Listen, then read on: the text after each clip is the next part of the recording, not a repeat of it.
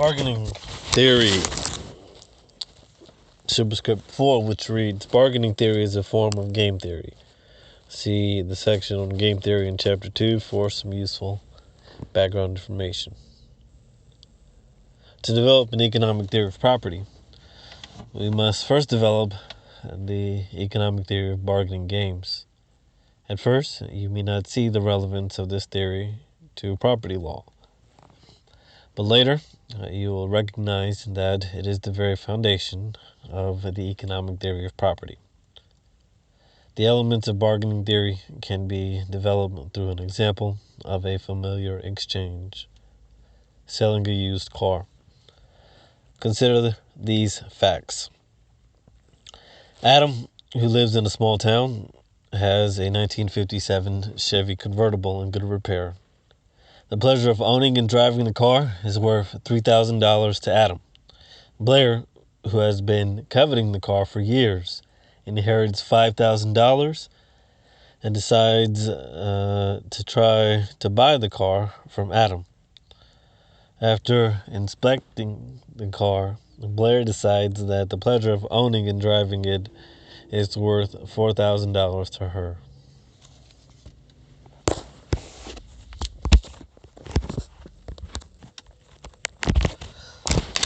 According to these facts, an agreement to sell will enable the car to pass from Adam, who values it at $3,000, to Blair, who values it at $4,000. The potential seller values the car less than the potential buyer. So there is scope for a bargain.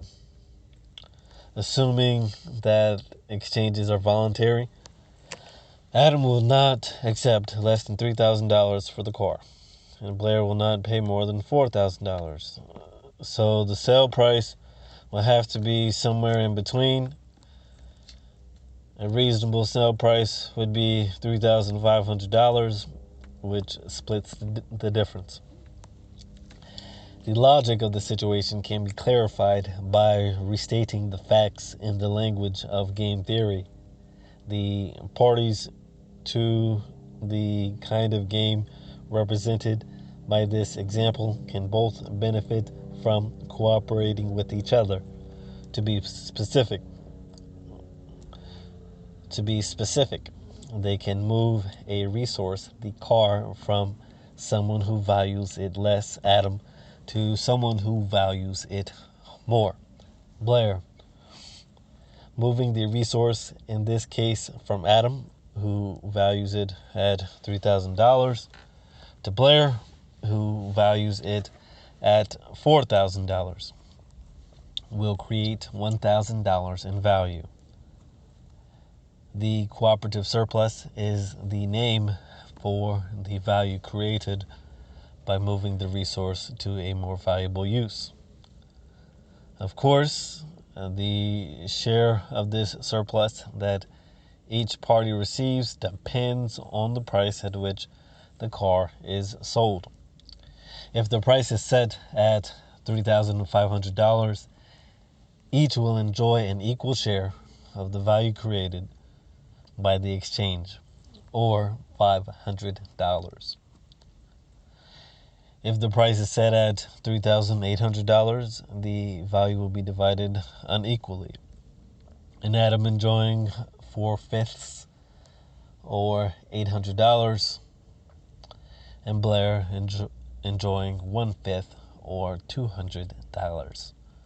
Or if the price is set at $3,200, Adam will enjoy $200, or 1/5 of the value created, whereas Blair will enjoy $800, or 4/5.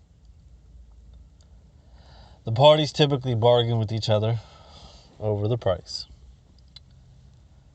In the course of negotiating, the parties may assert facts. The motor is mechanically perfect. Appeal to norms, $3,700 is an unfair price. Threaten, I won't take less than $3,500. and so forth. These are tools used in the art of bargaining. The fact that the parties can negotiate is an advantage of bargaining, or cooperative games relative to other games called non-cooperative games, such as the famous prisoner's dilemma, which we examined in Chapter 2. Even when negotiation is possible, however, there is no guarantee that it will succeed. If the negotiations break down and the parties fail to cooperate, their attempt to shift resources to a more valuable use will fail, and they will not create value. Thus, the obstacle to creating value in a bargaining game is that the parties must agree on how to divide it. Value will be divided between them at a rate determined by the price at which the car is sold. Agreement about the car's price marks successful negotiations, whereas disagreement marks a failure in the bargaining process.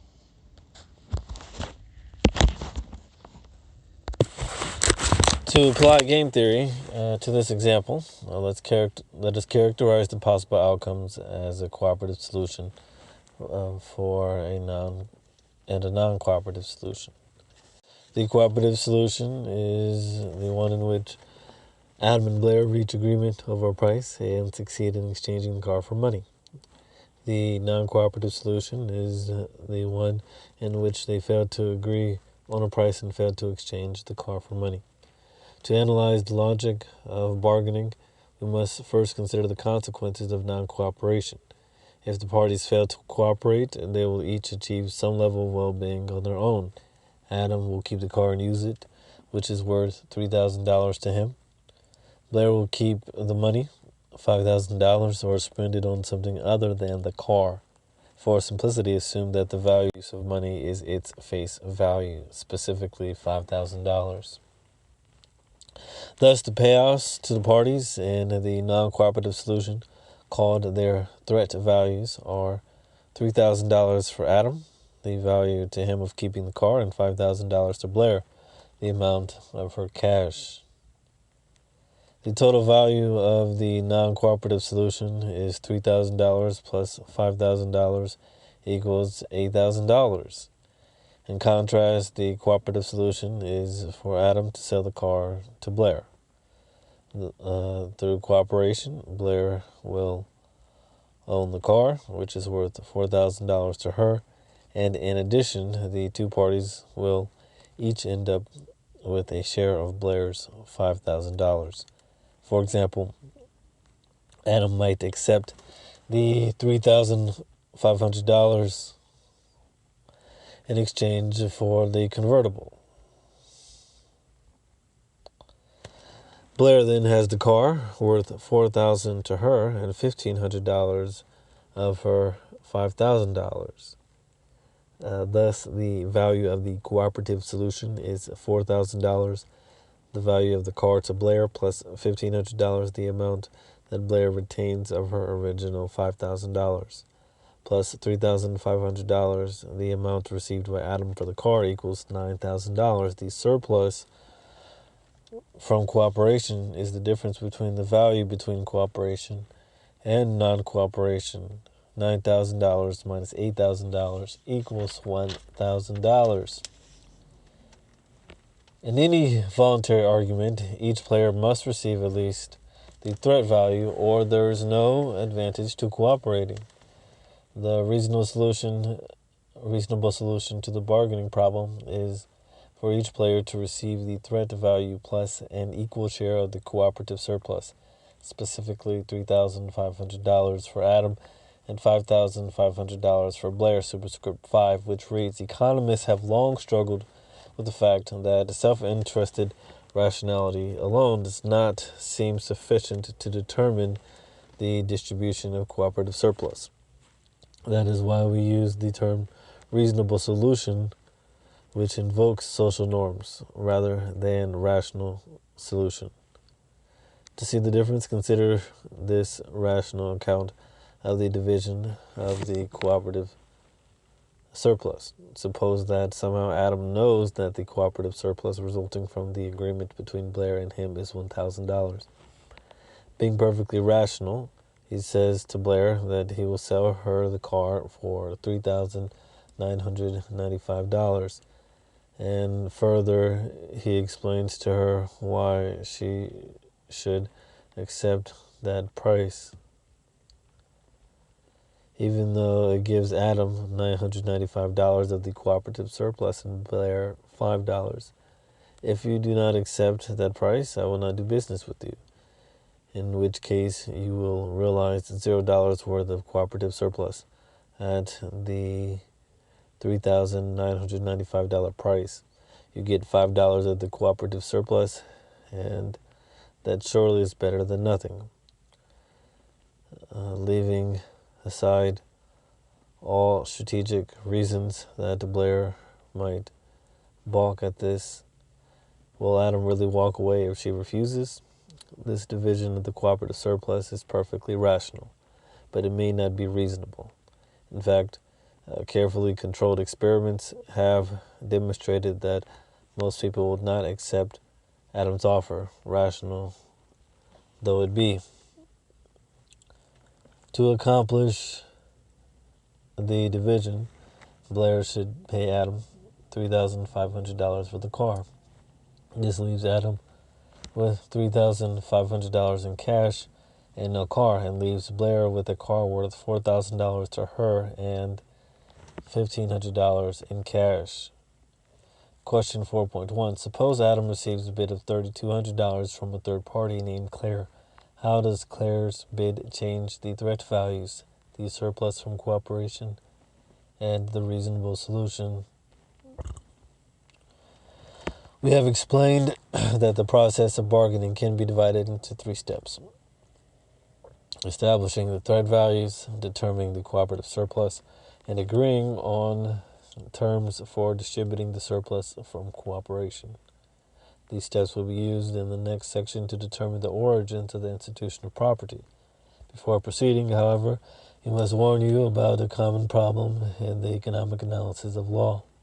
In general, economic analysis sometimes uses morally or legally insensitive language to describe useful concepts. Threat value is an example. Threat connotes coercion, and coercion often voids a contract or constitutes a tort or crime.